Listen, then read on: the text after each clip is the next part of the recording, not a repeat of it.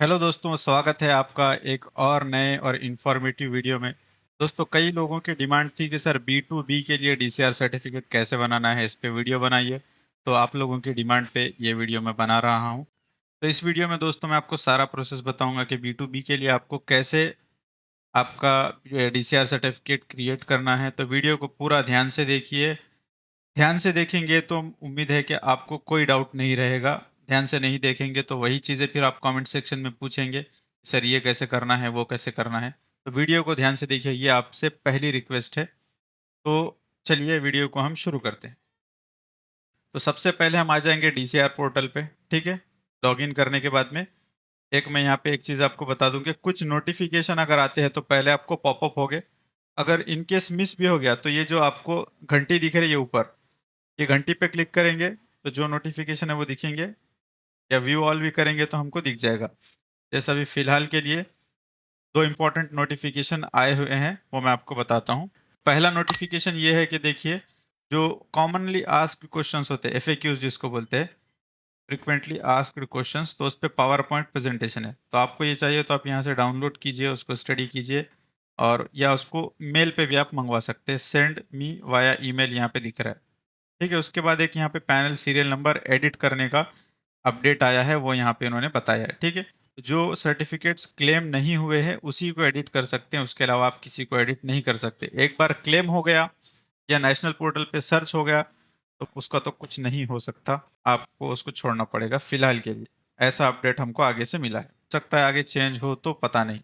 तो चलिए मेन मुद्दे पे हम आते हैं, हमको बनाना है DCR सर्टिफिकेट। तो मैं एक बार वापस होम पे आ जाता हूँ, और ये मैं आ गया होम पे।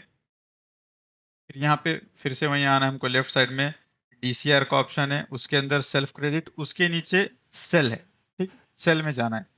उससे पहले कोई अगर अनक्लेम्ड होगा, उसका DCR सर्टिफिकेट आप बनाने की कोशिश कर रहे हैं तो वो नहीं बनेगा, पहले आपको क्लेम करना पड़ेगा।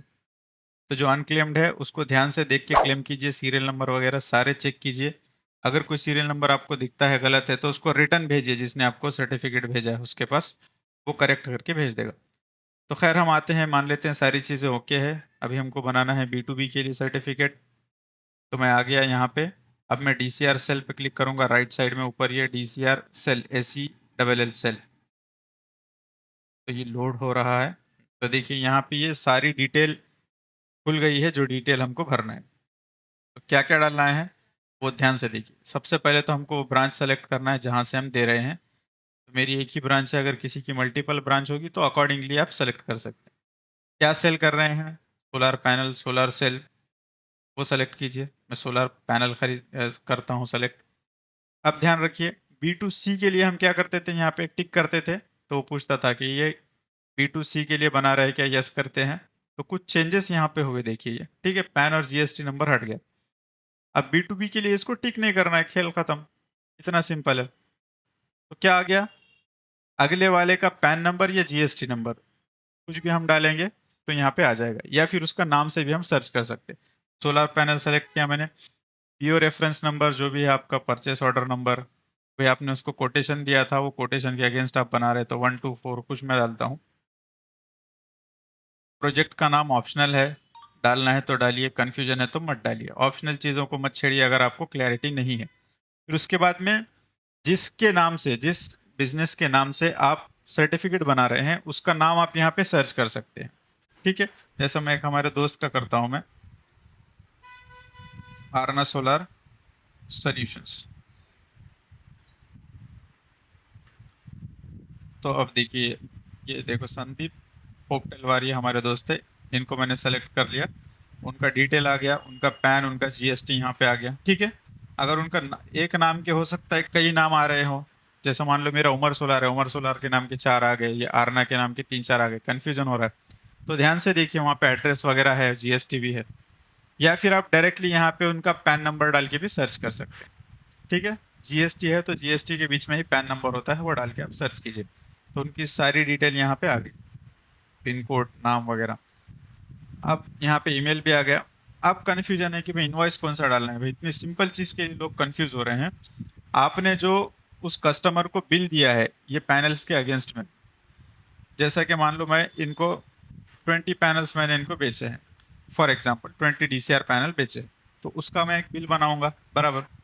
तो वो बिल का इनवॉइस नंबर मुझे यहाँ पे डालना है, जो भी है। मान लो मैंने ऐसे डाला ABC456, ये एग्जाम्पल ले रहा हूँ मैं, हाँ, आपको समझाने के लिए। ये मेरा इनवॉइस नंबर है। या फिर अगर आपका बिल 1 लाख के ऊपर जाता है तो आप ईवे बिल बनाओगे, तो वो ईवे बिल का नंबर भी आप डाल सकते हैं। या तो इनवॉइस नंबर डालिए या ईवे बिल नंबर डालिए, कुछ भी डालेंगे तो चलेगा, ठीक है। तो चलिए अब आगे बढ़ते हैं। किस डेट पे हमने इनवॉइस बनाया है वो भी सेलेक्ट करना है। डेट मान लेते हैं मैंने 26 मई को बनाया है। तो एक चीज ध्यान रखिए, जो जो रेड में दिख रहा है वो सारी चीजें हमको कंपलसरीली फिल करना है। रिमार्क में ओके डालेंगे, ओके डालेंगे या जो डालना है आपको डालिए। पहले क्वांटिटी डालना है, ठीक है। पहले क्वांटिटी डालना है, क्वांटिटी डालने के बाद में ऐड करना है। फिर आपको यहाँ पे एक पॉपअप आएगा कि भाई सीरियल नंबर एंटर कीजिए। तो सीरियल नंबर जो भी आपको डालना है वो सीरियल नंबर कॉपी करके पेस्ट कीजिए। या अगर आपने कोई एक्सेल बना के रखी है तो वो एक्सेल में एक कॉलम में सारे सीरियल नंबर डाल के एक्सेल फाइल अपलोड कीजिए। जैसे आपको कन्वीनियंट लगे वैसे आप कर सकते हैं, इसमें कोई एक स्पेसिफिक तरीका नहीं है। तो मेरे लिए कन्वीनियंट ये है कि मैं कॉपी करके पेस्ट करता हूँ, तो मैं यहाँ पेस्ट कर दूंगा। फिर से ऐड बटन पे क्लिक करूंगा तो यहाँ पे मेरे को सारे आइटम दिखाएगा। आइटम, उसकी क्वांटिटी, कितना किलोवाट हो रहा है, और सारे पैनल का डिस्क्रिप्शन, पैनल के सीरियल नंबर, कितने वाट पिक का है, ठीक है। सारी चीज़ें यहाँ पे दिखेगी, जैसा आपने B2C वाले वीडियो में देखा था। नहीं देखा तो आई बटन पे आपको दिख रहा होगा, डिस्क्रिप्शन में भी। तो उसके बाद में यहाँ पे ये देखिए, ये बैक का जो ऑप्शन दिख रहा है, इसके साइड में कंफर्म का एक ऑप्शन आएगा।